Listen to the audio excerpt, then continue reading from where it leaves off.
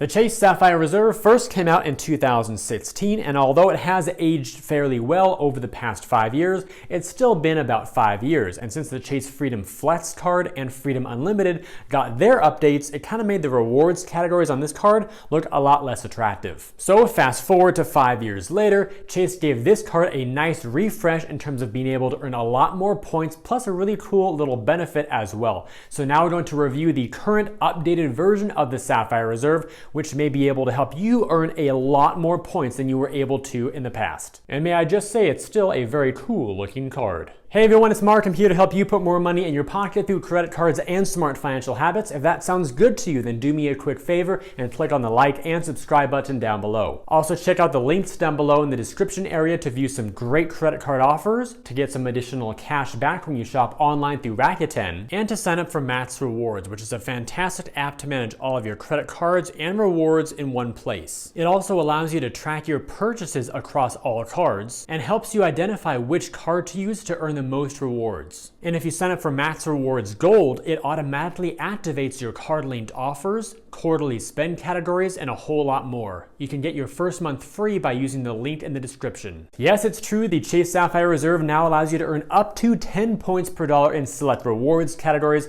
and of course we'll dive into all those details to show you how it can work. There is a small catch, but for a lot of people, it probably won't matter that much at all. So it's pretty safe to say that this card right here has become a powerhouse of a card when it comes to earning rewards very, very quickly. Let's begin the review first though by talking about the welcome bonus. As of October 2021, you can earn 50,000 Chase Ultimate Rewards points after spending $4,000 on purchases in the first 3 months from opening your account. The approximate value of that bonus will be anywhere from about $500 to $1,000 plus based on how you redeem your points. So we'll get into that in just a few moments. Now for the crazy part, 10 points per dollar. That's right, the Chase Sapphire Reserve now sports all new updated rewards categories, and they begin with 10 points per dollar on hotels, car rentals, and Chase dining. In order to earn at that rate, you must book through the Chase Ultimate Rewards portal, and therefore not directly with a hotel or car rental company or an outside third-party site like Orbitz or Travelocity. And the same holds true for the next rewards tier of 5 points per dollar on flights. You'll earn those 5 points per dollar only when you book those flights through the Ultimate Rewards portal. That portal looks like this, by the way. It's accessible from your online Chase account when you go to the rewards section, and it is powered by Expedia on the back end.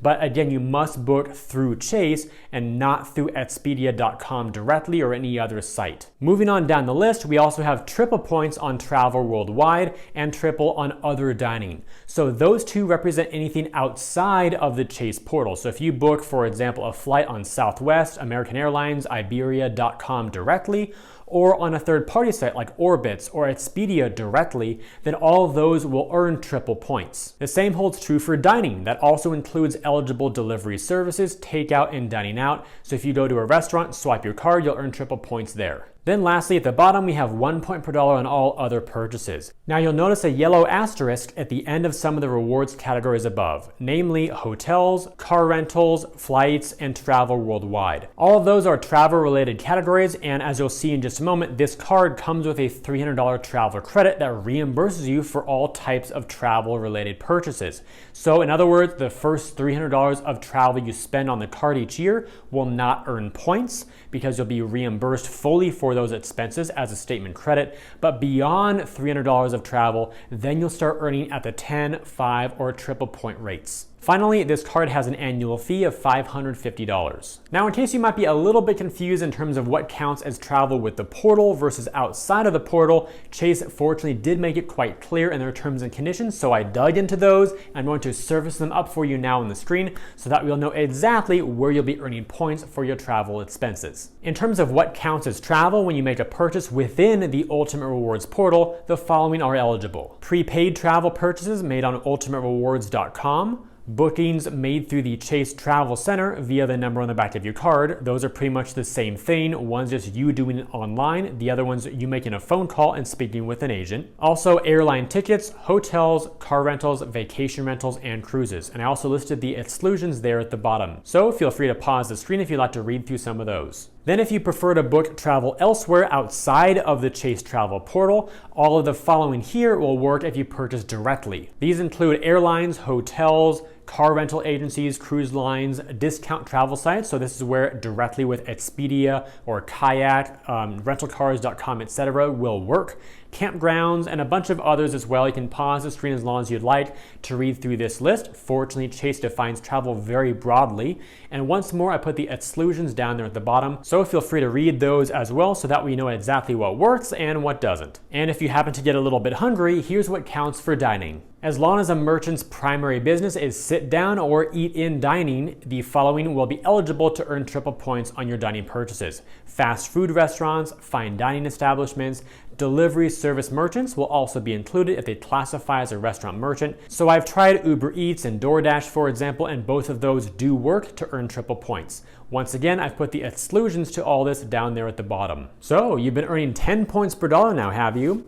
Well, when you're ready to redeem those points, here's the value that you can expect to get. If you decide to redeem for travel using Chase's predefined list of transfer partners, the value you may be able to get is around 2 cents per point on average, so 50,000 points will be worth $1,000. Now, I will say that using transfer partners tends to be a much more advanced technique because you're taking your Chase points and pushing them out to an airline program or a hotel program, and once you do that, the value you get per point can vary very widely from one program to another. So, of course, you want to have an itinerary in mind, then work backwards to find the right partners at the right time to make your trip happen. We'll cover those, of course, in a separate video. The second travel redemption option is just via the Chase Ultimate Rewards portal itself. Rather than average values that can fluctuate very widely, you'll get a guaranteed flat rate of 1.5 cents per point, and this works for flights, hotels, car rentals, cruises, vacations, and experiences. This will make 50,000 points worth $750 toward travel. We also have Pay Yourself Back, again via the same Chase Ultimate Rewards portal. It's just a different option in the main menu. You'll still get 1.5 cents per point to offset your charges for Airbnb purchases, away luggage purchases, dining, including takeout and eligible delivery services, and select charities. Basically, you make a purchase in any of those categories, then once it posts to your account, you redeem your points to offset them as a statement credit. The list of available options you see on the screen right now is valid through March 31st of 2022.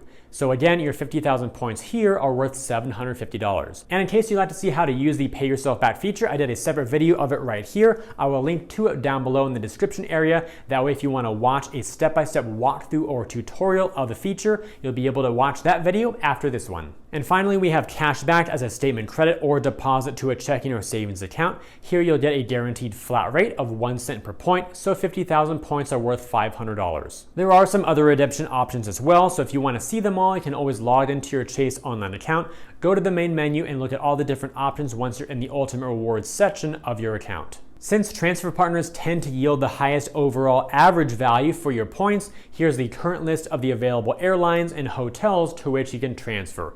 Most of these are one-to-one, meaning 10,000 Chase points will become 10,000 air miles or 10,000 hotel points in their respective program. And of course, occasional transfer bonuses may occur where you might get a more favorable rate. And to add a little bit of clarification here, even though we're not doing a deep dive on transfer partners, if you have 10,000 Chase points and transfer them over to Air Canada's Aeroplan program, you have 10,000 Air Canada miles or perhaps 10,000 Marriott points, those do not have the same value. So the transfer ratio is still one-to-one because you started with 10,000 miles and you end up with 10,000 miles or points. But again, because you're dealing with so many different programs, all those programs have different values on average, and they can all fluctuate from one to the next. Now on to the perks and benefits of the card, part 1. The first benefit is a $300 annual travel credit. You'll receive an automatic $300 statement credit for travel purchases each account anniversary year. And through December 31st of 2021, this credit will also apply to gas station and grocery store purchases. Second is a TSA PreCheck or Global Entry credit.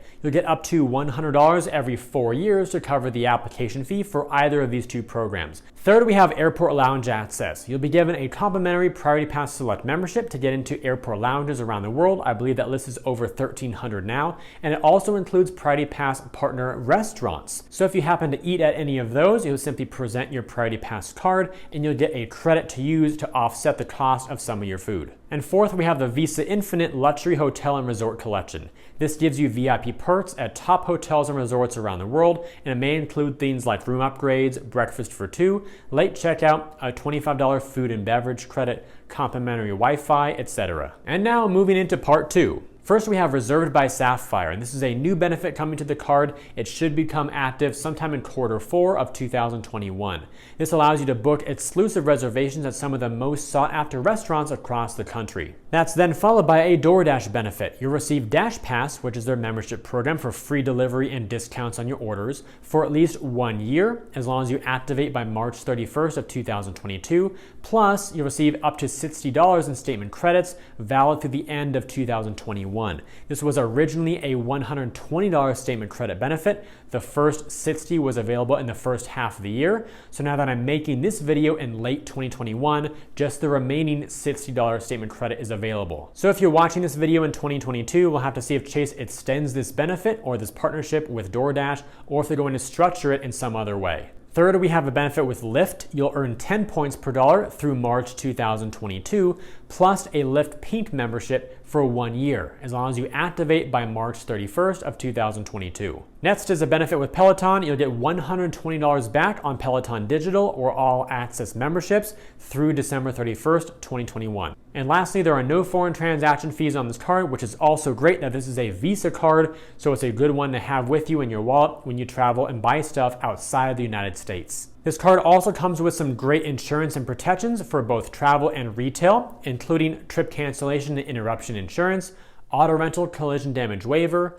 lost luggage reimbursement, trip delay reimbursement, emergency evacuation and transportation services, purchase protection, return protection, and extended warranty protection. So if you want to read the more fine print details of each of these to see what's covered, and of course the maximums for each, feel free to pause this screen. So should you get it? Or should you not?